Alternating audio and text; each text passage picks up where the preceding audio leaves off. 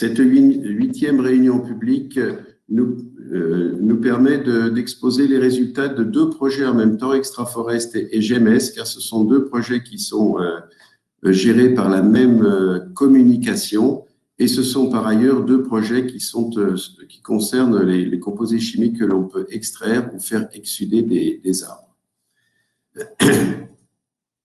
Le programme de la journée, donc on aura une grosse partie ce matin d'exposés de type GEMES avec une ouverture de nos travaux dans notre projet à d'autres travaux qui concernent la Grande Aquitaine, voire l'Espagne, le Portugal et l'Europe.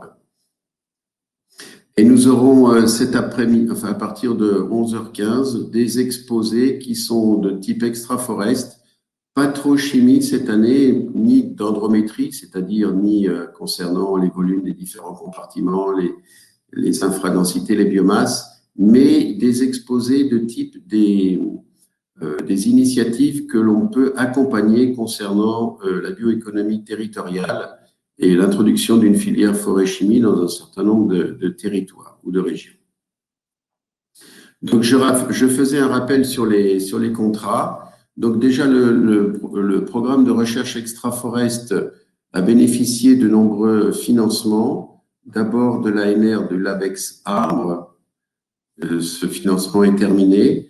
Ensuite, du ministère de l'Agriculture et de l'Alimentation, qui s'est terminé fin juin 2020, qui se terminera fin juin 2021 après une prolongation. Le FEDER Lorraine, qui doit se terminer normalement au 31 décembre 2021, nous n'avons pas demandé de prolongation. Un financement ADEME qui nous a permis de financer une demi-bourse de thèse qui est prolongée jusqu'en fin janvier 2021. Et le financement de cette thèse est complété par un financement de la région Grand Est qui finit aussi fin janvier 2021. Et nous avions aussi deux projets de l'APEX d'appui. Donc, ceci fait un total de financement extérieur de 2 750 000 €, non compter les salaires qui sont pris en charge par les organismes participants. Et le contrat GEMES, alors c'est un contrat beaucoup plus modeste qui est financé par Lorraine Université d'Excellence, l'appel à projet Mirabel Plus, qui se termine normalement fin septembre 2021 et il est prolongé jusqu'à fin décembre 2021. Et donc, c'est un total de 140 000 €. Et en fait, ce qui nous a permis en particulier de financer un postdoc sur 2 ans de Sébastien Ribon. Alors, je voudrais vous rappeler très rapidement, pour ceux qui nous rejoignent pour la première fois, eh bien, le contexte de ces deux projets, c'est que la société, de façon générale, et la chimie, demande des biomolécules, des ingrédients qui viennent de la biomasse végétale.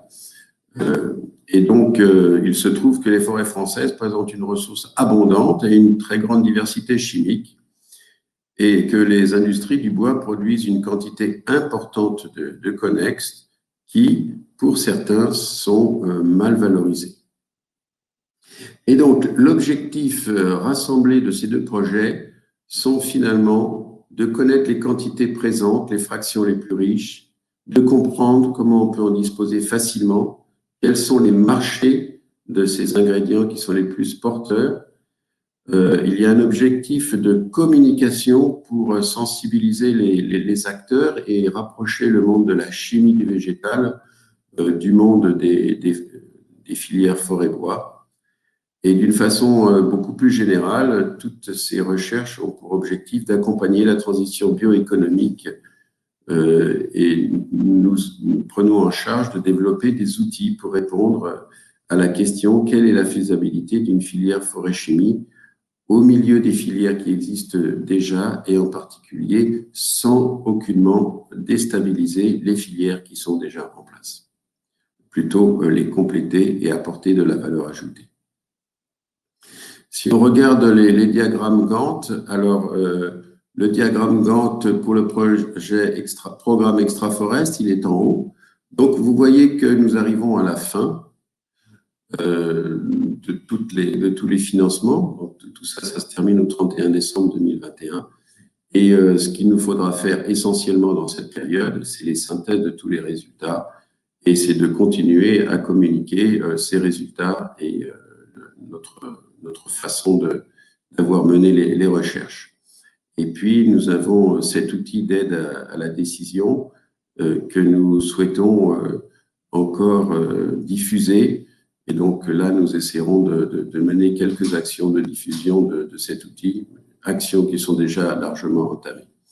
Au niveau de cette année, nous avons, au niveau chimique, fini les analyses chimiques sur les feuillus, chênes et hêtres.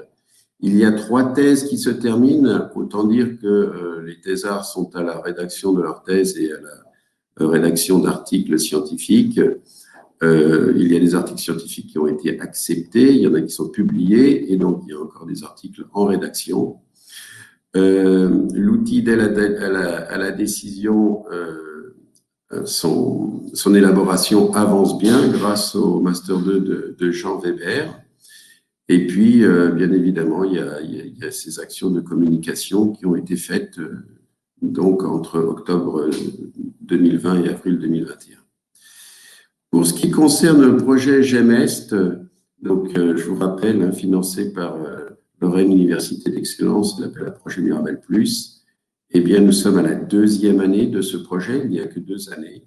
Nous avons fait un screening sur différentes essences que nous pourrions gémer, et finalement, nous avons choisi de faire un focus sur le pin sylvestre.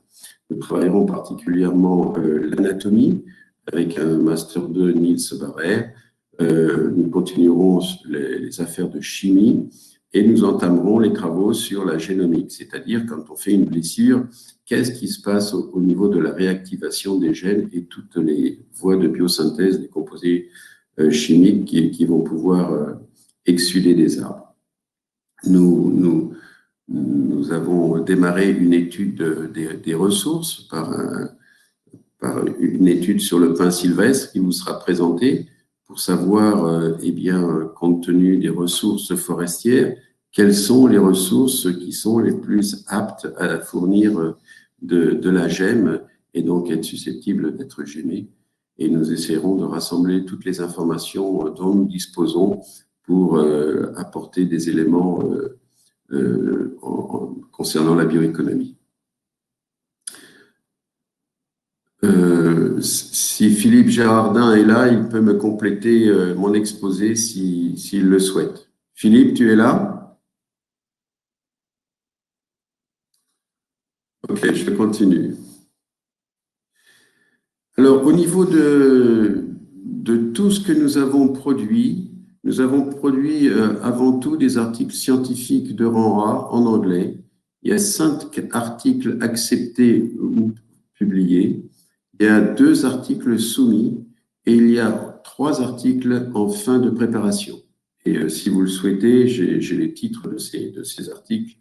Je pense que c'est pas très important de les avoir. Donc, simplement de savoir que nous avons une belle production scientifique à partir des travaux de ces 2 projets. Plus vers la vulgarisation scientifique, nous avons contacté la Revue forestière française. Donc, il y a un article accepté, il y a 2 articles qui sont resoumis. Nous avons fait une étude de marché avec le pôle de compétitivité IAR.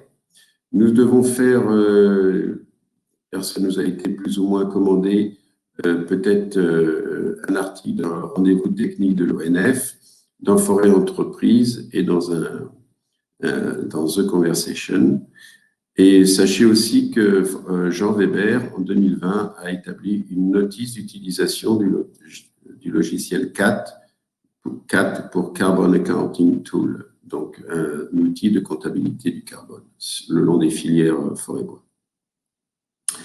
Nous avons créé ou participé à l'amélioration de l'assemblage des données IFN avec le logiciel AF Filière et le logiciel CAT.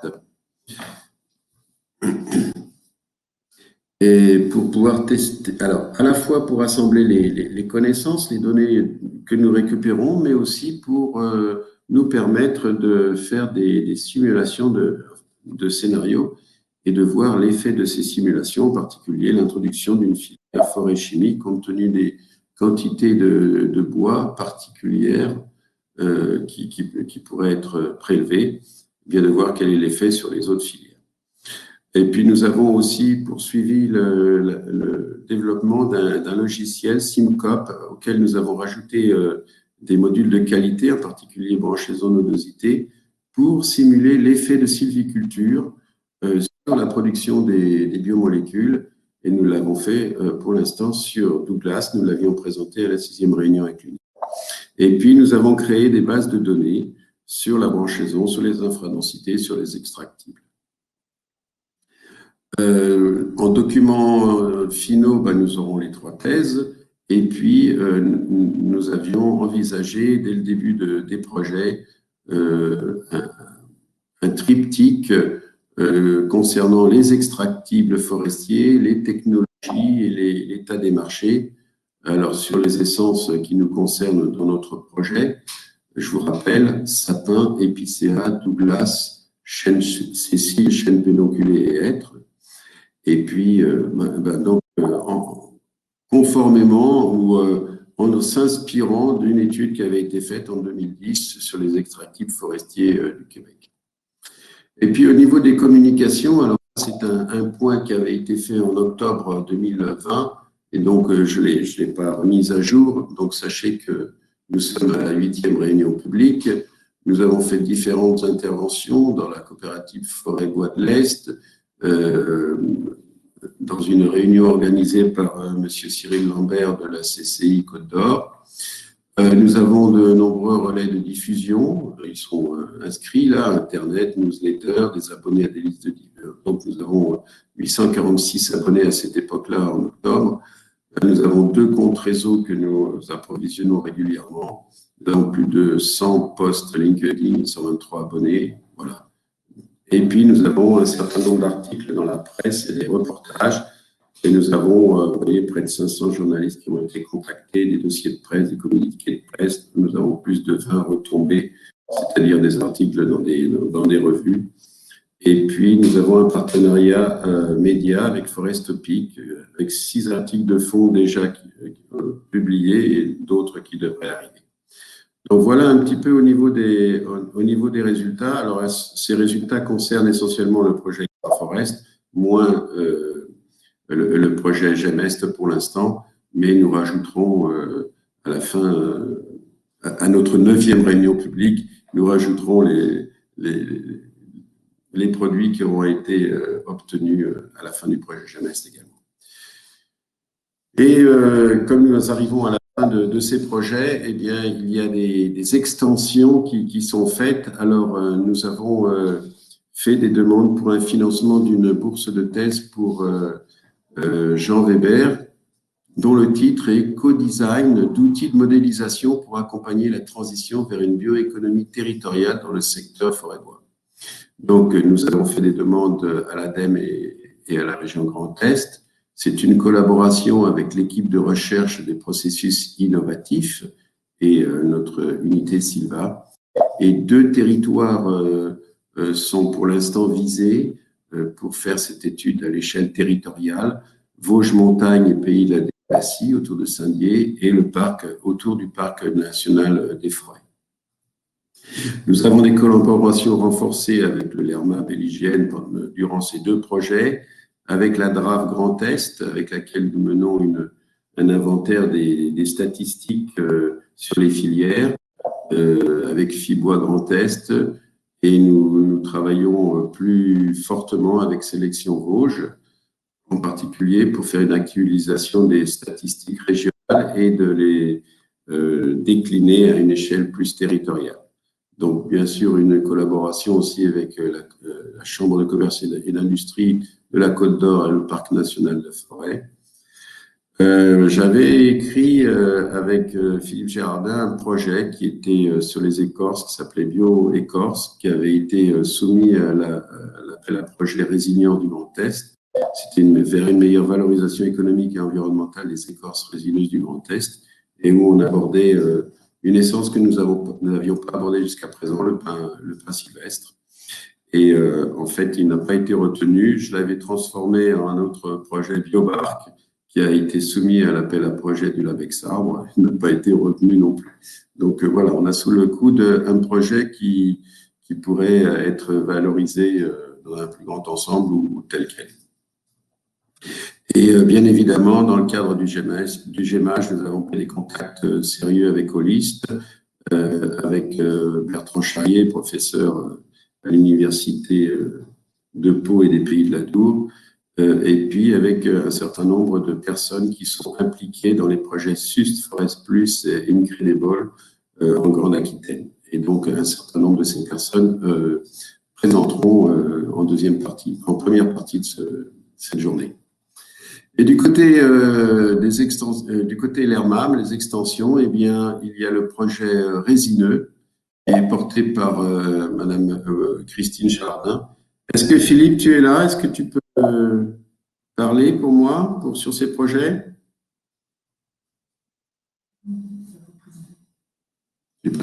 Il est là, mais en fait, il ne peut pas se connecter. D'accord, ok.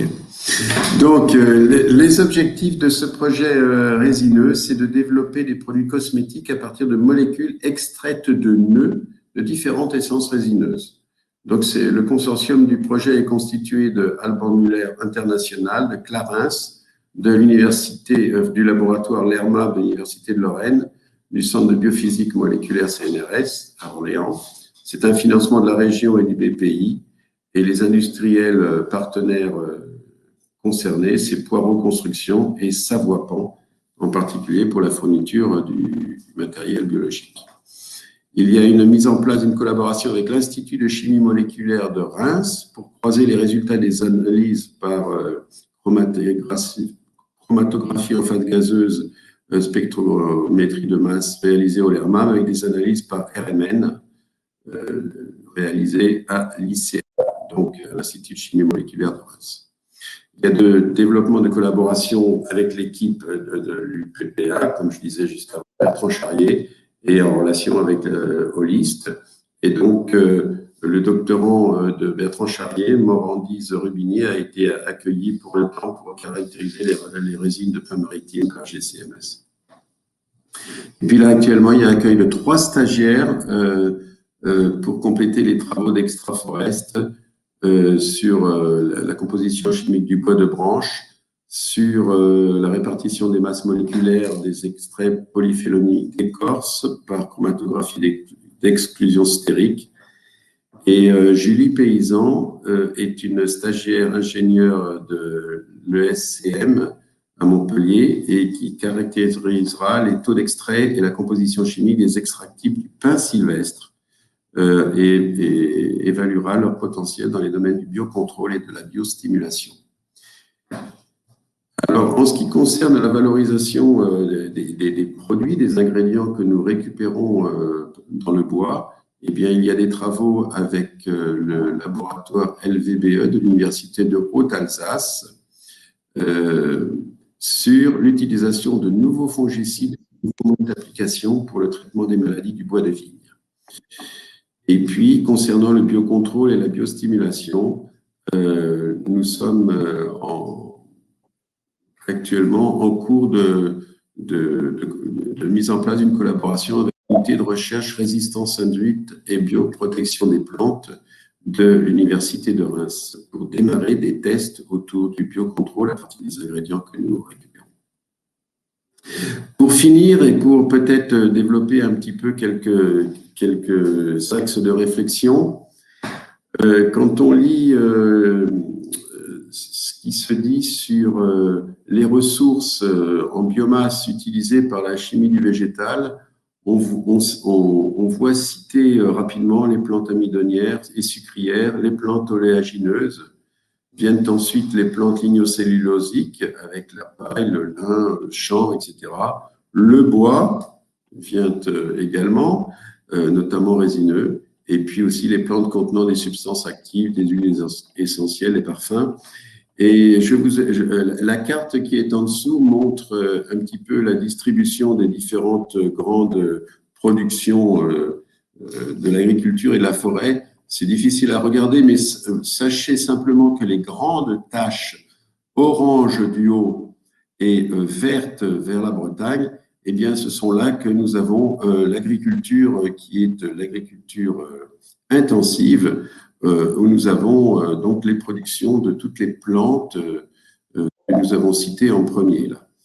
Et quand on regarde maintenant, c'est tout à fait intéressant, la carte des industries de chimie du végétal, eh bien, on voit qu'il y a un gros paquet situé en haut qui correspond à justement ce paquet qui correspondait aux grandes cultures céréalières, amidonnières, oléagineuses, et que vous voyez qu'il y a un grand vide, un grand espace vide complètement à l'est de la France qui concerne nos territoires de Grand Est et Bourgogne-Franche-Comté. Donc on voit bien que là, il y a quelque chose à faire, certainement pas avec les ressources céréalières, enfin les ressources des grandes cultures, mais certainement avec les ressources forestières. Et dans les documents, on lit que les produits biosourcés qui sont produits entrent essentiellement dans la construction, dans l'automobile, les produits sanitaires, les emballages et les produits cosmétiques. Donc, il est important de voir, nous, en ce qui concerne les composés du bois, où est-ce que nous nous situons. Alors, je vous rappelle que les composés chimiques du bois peuvent être sortis des structures rigides du bois, donc c'est la lignine et l'hémicellulose et la cellulose. Il y a tout ce qui concerne les polyphénols qui sont dans les extractibles et les exsudats, donc qui sont utilisables par le GMH. Alors, le pôle IAR, le pôle de compétitivité IAR, a fait une étude en 2020-2021 pour Extraforest sur les marchés porteurs des molécules que nous avions ressorties des morceaux de bois que nous avions étudiés. Et donc, les secteurs identifiés, les marchés porteurs identifiés, c'est la cosmétique avec les actifs cosmétiques, les conservateurs, l'alimentation humaine avec la nutraceutique, le complément alimentaire, les conservateurs, les arômes pour la vinification. L'alimentation animale, ce sont les additifs en alimentation animale, et en agriculture, le biocontrôle et la biostimulation. Et donc, où est-ce qu'on peut récupérer la matière pour sortir ces ingrédients qui seront utilisés sur ces marchés? Alors là, vous avez dans le mémento FCBA 2020 une carte des scieries, qui sont vraiment des industries où on peut sortir un certain nombre de connexes et de les orienter vers une filière forêt-chimie. Et vous voyez que ça correspond, par rapport à la carte du haut, à vraiment les régions forestières de l'Est de la France, avec aussi une perpendiculaire, on va dire, depuis les Alpes, le lac Léman jusqu'à l'Aquitaine. Et donc, vraiment, ça nous montre qu'il y a un gros travail à faire sur l'utilisation des ressources forestières pour produire des ingrédients chimiques. Une dernière petite diapo pour alimenter le débat. En fait, il y a maintenant peut-être, mais il y en a peut-être d'autres, des deux visions organisationnelles de justement des filières forêt-chimie.